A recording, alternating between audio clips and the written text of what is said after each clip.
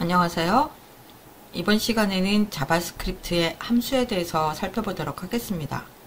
함수를 선언하고 실행하는 방법, 그리고 매개 변수와 인수 사용하는 방법 살펴보고요. 함수에서 return을 사용을 해서 값을 넘겨주는 방법까지 알아볼게요.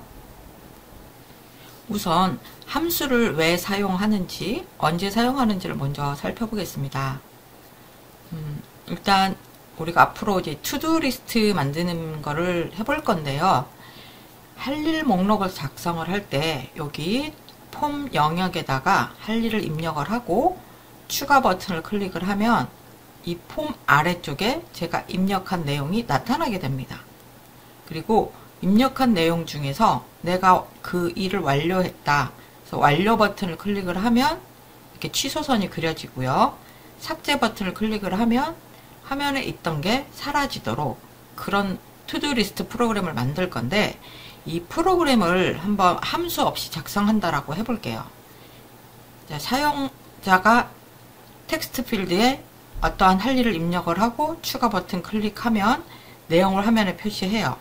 다음 두 번째 할 일을 입력을 하고 추가 버튼을 클릭하면 또 두 번째 내용을 표시를 해요. 이거를 계속 반복을 해야 되겠죠. 뭐 5개만 입력한다 그러면 똑같은 기능을 5번 소스를 작성하는 걸로 끝날 수 있겠지만, 프로그램이라는 것은 사용자가 몇 개의 할 일을 추가할지 알 수 없죠. 그래서 기능별로 할 일을 묶어서 필요할 때만 그 기능을 불러서 사용하도록 하는 것이 함수입니다. 자, 추가 버튼을 클릭했을 때 목록에 추가하는 기능을 하나의 함수로 만들고요. 그 목록에 추가된 걸 화면에 표시하는 것도 별도의 함수로 만듭니다. 그러니까 사용자가 할 일을 입력하고 추가 버튼을 클릭을 하면 이 두 개의 함수를 필요한 만큼 불러 쓰면 돼요. 계속 추가한다면 계속 이 함수를 불러서 처리하고 화면에 표시를 해주겠죠. 그리고 완료 버튼을 클릭을 했을 때 할 일에 취소선 그리는 것도 역시 별도의 함수로 만들고, 삭제 버튼을 클릭을 했을 때 목록에서 삭제하는 것도 역시 함수로 만들 수 있습니다. 그래서 자바스크립트에서 어떠한 프로그램을 작성을 할 때는 기능을 최대한 작게 나누어서 각 기능별로 함수를 만들고 그 함수를 가져와서 실행하도록 하게 됩니다. 자, 그렇다면 함수를 어떻게 만드느냐? 함수는 크게 어떠한 일을 하는지 알려주는 선언 부분하고 만들어 놓은 함수를 실행하는 부분, 이렇게 두 개로 나뉘게 됩니다. 자, 함수를 선언하는 것은요, 펑션이라는 키워드를 쓰게 되고요. 펑션 뒤에다가 내가 원하는 함수 이름을 넣게 돼요. 함수 뒤에 괄호가 들어가죠.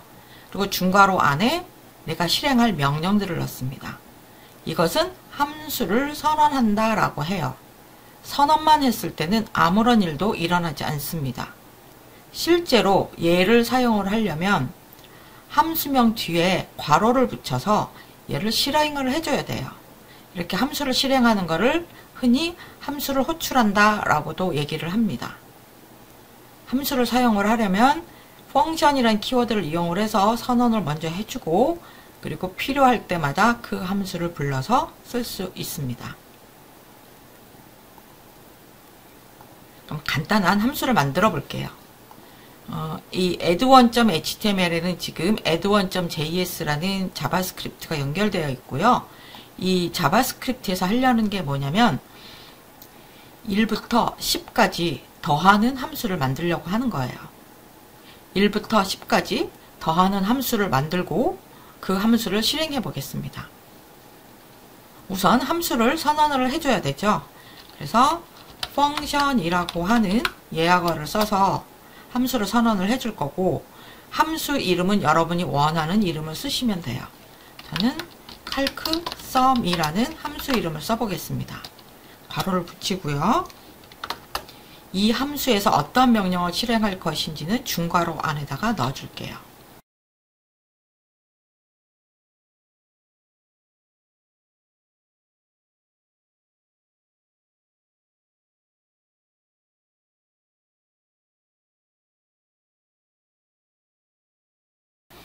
이렇게 작성을 해보았습니다.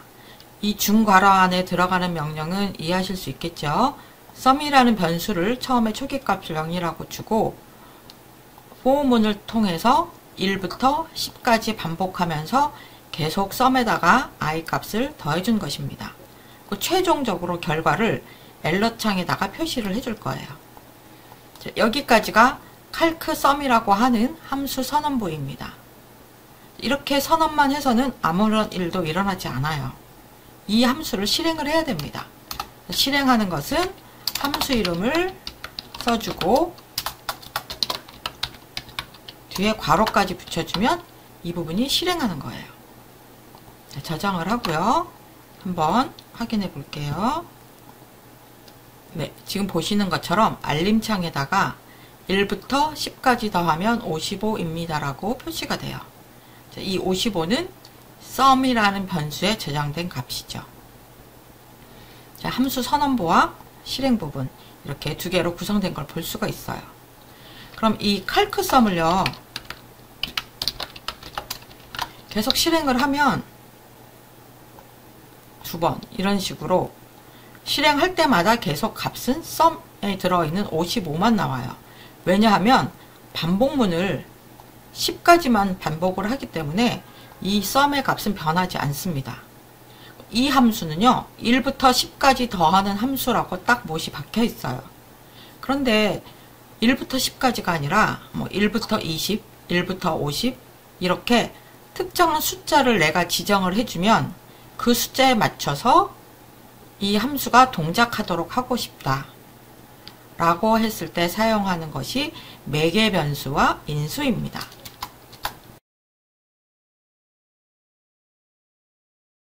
매개 변수라는 건 함수를 선언을 할 때 이 calc sum이라는 함수에서 어떠한 값을 받을 수 있는지를 나타내는 거예요.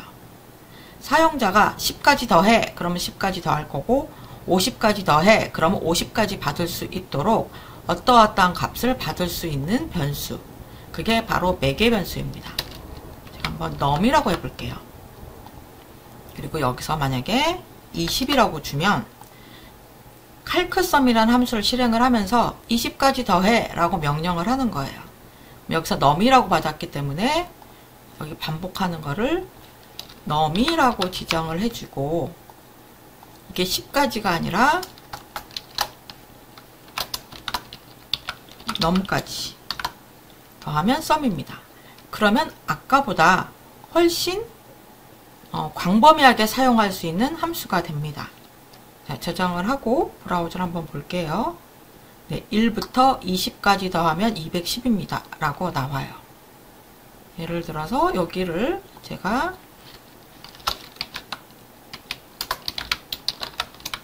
이번에는 50이라고 해볼게요. 그리고 다시 확인을 해볼까요?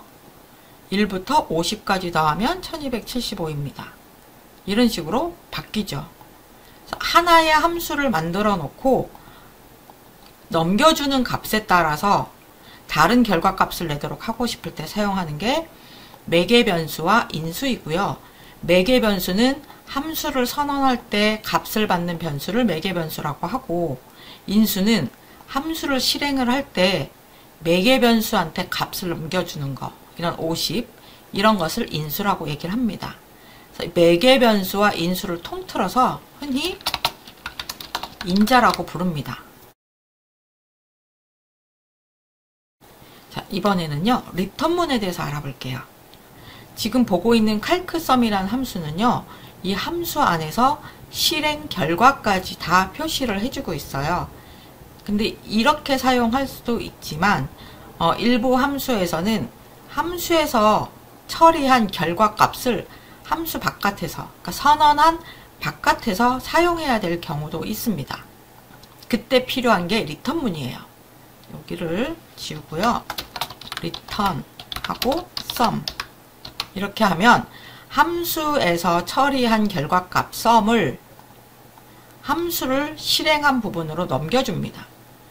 calc sum 50이라고 실행을 했는데 이 실행을 하면 얘가 함수를 선언한 부분으로 넘어가서 num에는 50이 들어가고 필요한 값을 다 처리를 해요. 그리고 나서 return, 반환을 한다. 어디로 반환을 하느냐? 함수를 실행한 위치로 반환이 돼요. 그럼 여기 sum에 들어있는 값이 넘어오겠죠? 얘를 받아서 어딘가에 저장을 해줘야 됩니다. 자, result라고 하고 calcsum에서 받은 값을 표시할 수 있어요. 이 sum이 calcsum 50이라는 함수를 실행한 위치로 반환이 됐고요.